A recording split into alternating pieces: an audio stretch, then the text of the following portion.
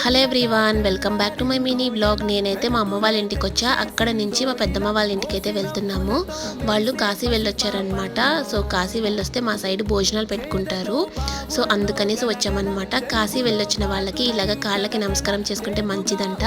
So కాళ్ళకి నమస్కరించేసుకొని ఇంకా lunch అయితే చేసేస్తున్నాము.